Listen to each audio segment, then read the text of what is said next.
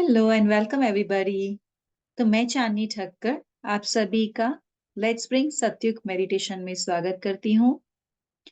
आज का हमारा टॉपिक है स्पिरिचुअल साइंटिफिक टेम्पर, यानी कि जिसको हम हिंदी में समझे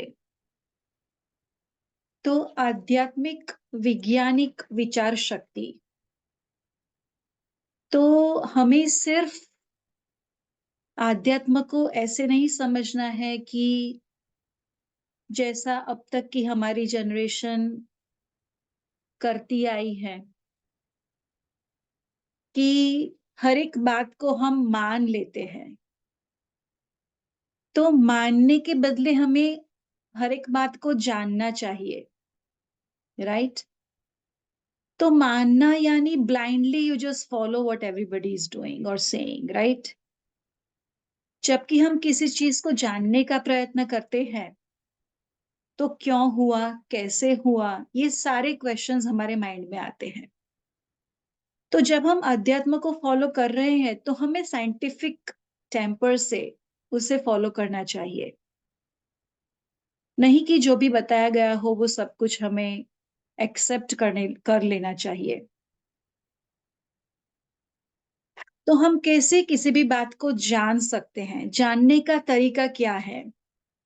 तो या तो हमें खुद को उस चीज का अनुभव करना चाहिए या फिर हमें उसके पीछे का विज्ञान जानना चाहिए, राइट? तो जब हम हर रोज स्पिरिचुअल साइंस, आत्मा का ज्ञान, आत्मा का विज्ञान, ये सारी जब बातें करते हैं तो आप सभी आपका जो साइंटिफिक माइंड है उसको एक्टिव एंड अलर्ट रखें और जो भी बातें यहाँ से इस प्लेटफॉर्म से आ रही हैं उसे क्वेश्चन करें। Is this possible? How is this possible? और अगर आपको ऐसे प्रश्न आए, मोर डिटेल में ये चीजें जाननी हो, तो कई सारी बुक्स हैं जो हम घर पे बैठ के भी पढ़ सकते हैं और ये नॉलेज ले सकते हैं। तो यही आज के हमारे सेशन का इम्पोर्टेंस है कि हम स्पिरिचुअलिटी को साइंटिफिक माइंड से कैसे समझे। तो साइंस के साथ जो हम स्पिरिचुअलिटी को जोड़ेंगे तो साइंस आगे बढ़ेगा, और अगर हम स्पिरिचुअलिटी के साथ साइंस को जोड़ेंगे तो स्पिरिचुअलिटी आगे बढ़ेगी। तो हमारा यही पर्पस है स्पिरिचुअलिटी के साथ साइंस को जोड़ने का, जिससे हम स्पिरिचुअलिटी को पूरी पृथ्वी पर बढ़ा सके। तो कई लोग ऐसा समझते हैं कि जब साइंस खत्म होता है ना तब स्पिरिचुअलिटी की शुरुआत होती है। तो ये मान्यता कंप्लीटली रॉन्ग है। साइंस एंड स्पिरिचुअलिटी, आध्यात्म और विज्ञान, दोनों एक दूसरे के पूरक हैं। एक दूसरे को हाथ से हाथ मिलाकर ये दोनों आगे बढ़ रहे हैं। तो कई सारी बुक्स है जिसमें जो स्पिरिचुअलिटी है, स्पिरिचुअल एक्सपेरिमेंट्स है जो योगियों ने किए हैं, उस एक्सपेरिमेंट्स को साइंटिफिकली प्रूवन किया गया है। तो एक बुक है जिसका नाम है माइंड टू मैटर। इस बुक में रामकृष्ण परमहंस, जो स्वामी विवेकानंद के गुरु थे, वो हर रोज समाधि में जाते थे। जब वो समाधि में जाते थे तब उनके ब्रेन वेव्स की पैटर्न क्या थी, वो ईईजी मशीन से उस पैटर्न को माइंड टू मैटर बुक में नोट किया गया है। तो इस तरह, जैसा कि मैंने बोला कि साइंस एंड स्पिरिचुअलिटी दोनों एक दूसरे का हाथ पकड़कर आगे बढ़ रहे हैं।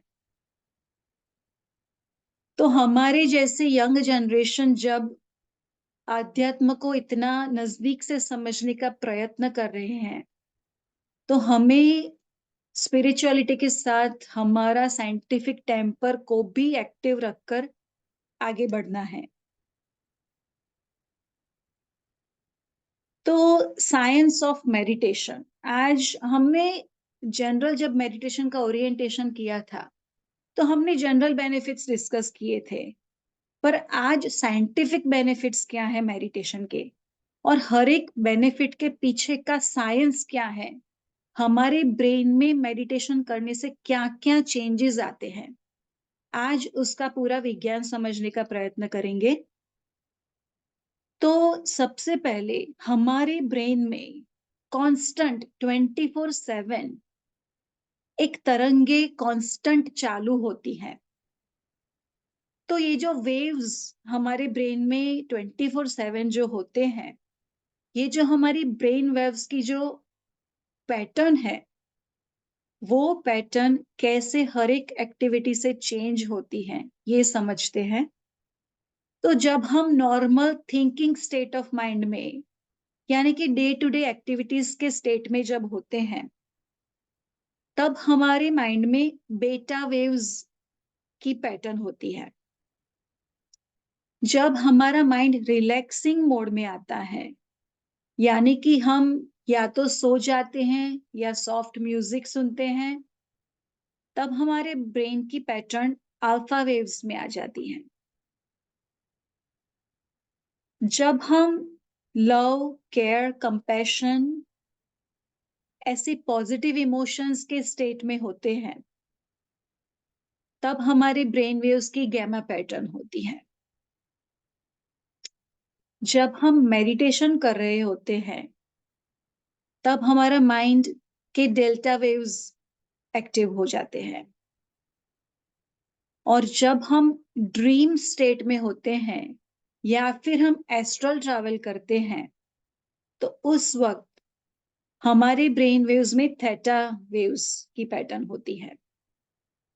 तो इस तरह हर एक एक्टिविटी के साथ, हर एक इमोशन के साथ हमारे ब्रेन वेव्स कॉन्स्टेंटली चेंज होते हैं, राइट? तो जब हम गैमा, डेल्टा एंड थीटा, हमारा ब्रेन इन 3 स्टेट्स में जब होता है, तो हम हमारे किसी भी रोग को इन स्टेटों में रहकर हम उसे क्योर कर सकते हैं। This is the science behind how meditation can cure different diseases. कि मेडिटेशन में हमारे ब्रेन वेव की पैटर्न गैमा, डेल्टा और थीटा में होती है। इन तीनों वेव पैटर्न्स मेडिटेशन में, रिलैक्सेशन में और ड्रीम स्टेट में होती है। तो इस तरह हमारा ब्रेन कॉन्स्टेंटली चेंज होता रहता है थ्रू आउट द डे। तो अब जैसा कि हम सबको पता है कि लेटेस्ट रिसर्च में बताया गया है कि most of the diseases, I would say more than 80% of the diseases, scientists have said that they are psychosomatic, जिसका मतलब है साइको मीन्स हमारा मन एंड सोमेटिक मीन्स हर एक सेल ऑफ द बॉडी। तो हमारे शरीर का हर एक सेल हमारे मन से कनेक्टेड है। तो आज हम जो भी डिसीजेस देख रहे हैं, most of the diseases are psychosomatic, जो हमारे मन के इमोशंस के कारण हुए होते हैं। तो मेयो क्लिनिक का नाम आप सबने सुना होगा। तो मेयो क्लिनिक पूरे वर्ल्ड में world wide leader in medical care, medical research and medical education. तो मेयो क्लिनिक की वेबसाइट पे उन्होंने लिखा है कि meditation is the simple and fast way to reduce stress. It can wipe away the day stress, bringing with it the inner peace। तो Mayo clinic ने उनकी वेबसाइट पे लिखा है कि मेडिटेशन हमारे मन को स्ट्रेस फ्री करने का सबसे बेस्ट तरीका है। दैट मीन्स कि वैज्ञानिक भी इस बात से सहमत हैं कि मेडिटेशन हमारे लिए बेनिफिशियल है। तो जैसा कि मैंने बोला कि मेडिकली, क्लिनिकली मेडिटेशन हमें कैसे मदद कर सकता है, आज हम उस टॉपिक को समझने का प्रयत्न कर रहे हैं। तो सबसे पहले इट रिड्यूसेस नेगेटिव इमोशंस। तो हम अपने आप को अच्छी तरह जानते हैं, तो हम खुद ही एक्सपेरिमेंट करके देखें। तो फॉर एग्जाम्पल मुझे पता है कि पहले before meditation, I am just giving an example, कि फॉर एग्जाम्पल मेडिटेशन की जर्नी स्टार्ट करने से पहले हमें पता है कि मैं वीक में 3 बार 4 बार मैं स्ट्रेस में आ जाती थी, छोटी छोटी बातों पे गुस्सा हो जाती थी। जो भी हमारे नेगेटिव इमोशंस थे, हम खुद जानते हैं। तो हम खुद ही हमारी सेल्फ को बिफोर एंड आफ्टर कंपेयर करें कि हम अपने आप में कुछ इम्प्रूवमेंट नोटिस कर रहे हैं। Second benefit, it lowers the resting heart rate and blood pressure. तो मेडिटेशन हार्ट रेट और ब्लड प्रेशर दोनों को कंट्रोल में करता है। तीसरा, कि हमारी स्लीप क्वालिटी को इम्प्रूव करता है, राइट। तो मेडिटेशन का जब स्लीप की बात आती है, सोने की बात आती है, तो दो तरह के बेनिफिट है। तो सबसे पहला बेनिफिट, कि जिन लोगों को नेचुरली सोने में तकलीफ होती थी, कई लोगों को स्लीपिंग एड लेनी पड़ती है, तो जो लोग सोने से पहले 10 मिनट्स मेडिटेशन करते हैं without any ad, they can sleep easily, they can fall asleep very easily. तो एक नींद का एक ये बेनिफिट है। और दूसरा, कि मेडिटेशन हमें इतना एनर्जेटिक करता है कि जिन लोगों को 8-8 9-9 घंटे सोने के बाद भी ऐसा लगता है कि अभी भी मुझे सोना है, आई स्टिल फील टायर्ड, अभी भी मुझे फ्रेश फील नहीं हो रहा है, ऐसे लोगों को उनकी स्लीप क्वालिटी इंप्रूव करता है, ताकि हम 7 आवर्स की स्लीप से भी फुल्ली रिचार्ज्ड हो जाते हैं। तो इस तरह sleep benefits are really good with meditation. Meditation जो स्ट्रेस रिलेटेड डिसीजेस हैं, जैसे कि asthma, pain, irritable bowel syndrome, tension headache, ऐसे जो स्ट्रेस के रिलेटेड जो डिसीजेस हैं, इन डिसीजेस को क्योर करने में बहुत हेल्प करता है। दूसरा, कि साइंटिफिकली वो हमारे ब्रेन में क्या चेंज लाता है। तो न्यूरोप्लास्टिसिटी, तो पहले तो मैं आप सबको समझाना चाहूंगी कि न्यूरोप्लास्टिसिटी क्या है। तो हमारा जो ब्रेन है, उसका जो एनाटॉमिकल स्ट्रक्चर है, हमारा brain is not hard wired, यानी कि उसका स्ट्रक्चर सेट नहीं है कि वो चेंज नहीं हो सकता। तो डिपेंडिंग ऑन हमारी डेली हैबिट्स कैसी है, एक्टिविटीज कैसी हैं, हमारा ब्रेन के जो न्यूरोनल कनेक्शंस हैं, दे कीप चेंजिंग। तो जब हम कोई भी स्किल की प्रैक्टिस कर रहे होते हैं, कोई नया टैलेंट सीख रहे होते हैं, कोई इंस्ट्रूमेंट प्ले करना, सिंगिंग करना, या फिर पजल्स करना, कोई भी नया स्किल जब हम डेवलप कर रहे होते हैं, तब हमारे ब्रेन का वो जो एरिया होता है उस स्किल के रिलेटेड, वो हिस्सा बड़ा हो जाता है। और हमारे ब्रेन के जो भी एरियाज हम ज्यादा यूज नहीं करते, वो दिन ब दिन छोटे होते जाते हैं। इस तरह नेचुरली हमारा ब्रेन हमारी डेली एक्टिविटीज और हैबिट्स और स्किल सेट के अनुसार अपने आप को एडजस्ट करता रहता है। इस चीज को न्यूरोप्लास्टिसिटी बोलते हैं। तो हमारा ब्रेन, ये जो न्यूरोप्लास्टिसिटी की उसकी जो मैकेनिज्म है, उसमें नए न्यूरोनल कनेक्शंस बिल्ड करता है, जिसकी वजह से न्यूरो डिजेनरेटिव जो डिसीजेस हैं, जिनको हो उनको ज्यादा बढ़ते नहीं है। और जो लोग मेडिटेशन करते हैं, उनको कभी भी न्यूरो डिजेनरेटिव डिसीजेस नहीं होते।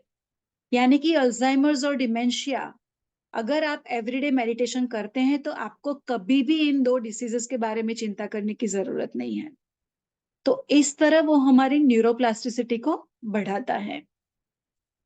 फिर मेडिटेशन हमारा जो स्ट्रेस हार्मोन है, कोर्टिसोल है, हमारे स्ट्रेस हार्मोन को कम करता है, डिक्रीज करता है, जिसकी वजह से हमारी जो एंगर और फियर, ये दो जो रिस्पॉन्सेस है, ये दोनों रिस्पॉन्सेस को वो डिक्रीज करता है।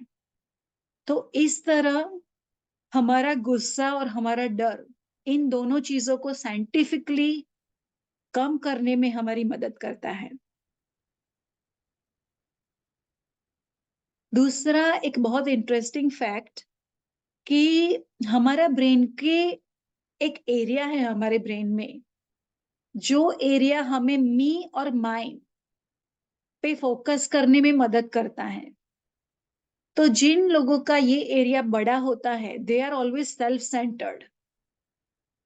तो मेडिटेशन क्या करता है कि हमारे ब्रेन में ये जो एरिया है, मी और माई सेंटर्ड जो एरिया, उसकी एक्टिविटी को डिक्रीज करता है और हमें मोर काइंड और कंपैशनेट बनाता है।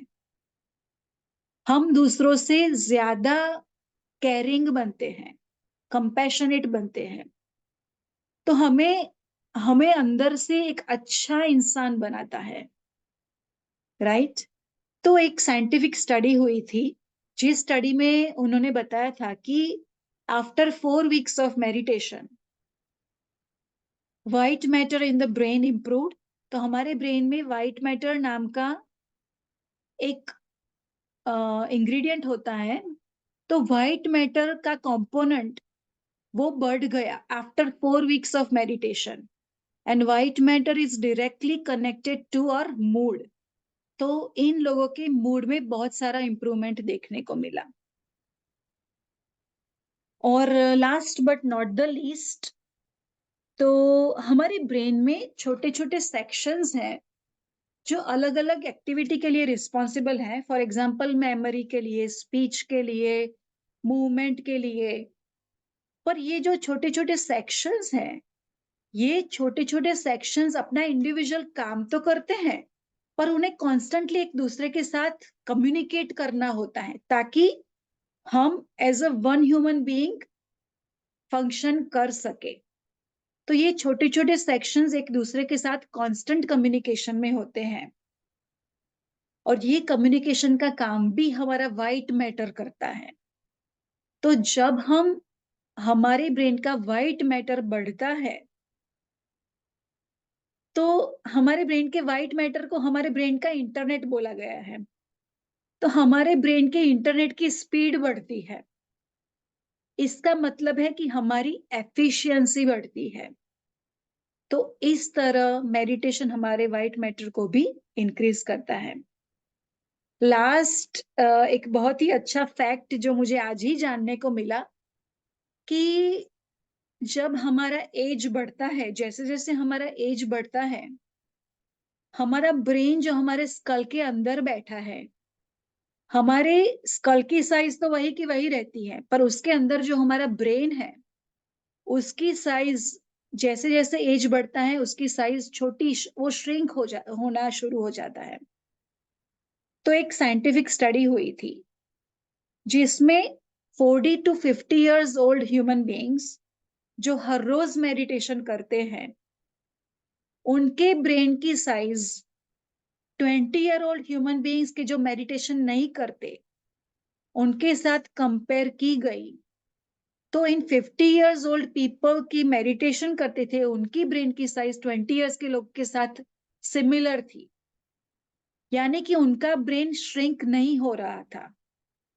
तो they were staying more mentally active and alert. ये एक मेडिटेशन के ऊपर हुई साइंटिफिक स्टडी है। तो I really wanted to share this science with you. तो अब लास्ट में मैं आप सबको यही पूछना चाहूंगी कि आप में से कितने लोग हॉरोस्कोप में, जन्माक्षर में बिलीव करते हैं? तो मैं आपको बोलूंगी कि मैं भी करती हूँ, पर मैं किस तरह के हॉरोस्कोप में बिलीव करती हूँ। तो जिस तरह के हॉरोस्कोप के बारे में अब्राहम लिंकन ने बोला है, अब्राहम लिंकन ने क्या कहा है कि the best way to predict your future is by creating it. अगर आपको आपका भविष्य जानना हो तो आप खुद अपना भविष्य क्रिएट करें।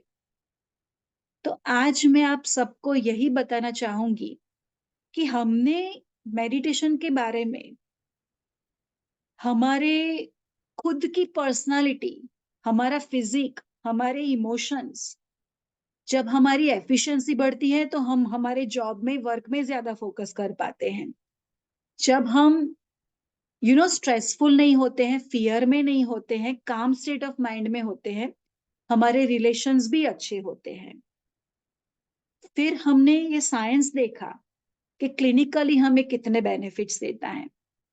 तो मैं आप सबको यही बोलना चाहूंगी कि हम आध्यात्म और साइंस दोनों को साथ लेकर चले और मेडिटेशन को हमारे जीवन में इतना टॉप प्रायोरिटी में रखे कि हम खुद ही हमारा फ्यूचर क्रिएट कर रहे हैं। प्रेजेंट मोमेंट में हम जो भी करते हैं, उन प्रेजेंट मोमेंट का सम टोटल होकर ही हमारा फ्यूचर बनता है। तो अभी के मोमेंट में, आज से जो हम मेडिटेशन को हमारे जीवन में प्रायोरिटी लिस्ट में रखेंगे, तो हमें हमारा फ्यूचर पता है कि हम हेल्दी होंगे, फाइनेंशियली स्टेबल होंगे, हमारे रिलेशंस अच्छे होंगे, कोई डिसीजेस के बारे में चिंता करने की जरूरत नहीं है। तो this is what human life is all about, right? Health, wealth, relationships, तो ये सारी चीजें हमारे कंट्रोल में है थ्रू मेडिटेशन। तो चलिए हम सब every day meditate without skipping, चाहे हमारा क्लास हो या ना हो। और हर एक व्यक्ति को अपनी उम्र जितनी मिनट जितना मेडिटेशन हर रोज करना चाहिए। So for example, if somebody is 10 years old, they need to meditate for 10 minutes. If you are 50 years old, you need to meditate for 50 minutes. तो आप खुद अपनी एज के अनुसार अपने मिनट्स कैलकुलेट कर लीजिए और एवरी सिंगल डे अपनी एज जितना मेडिटेशन मिनिमम कीजिए। Thank you all. I'll see you all tomorrow. Bye. Good night. Jai Shri Krishna.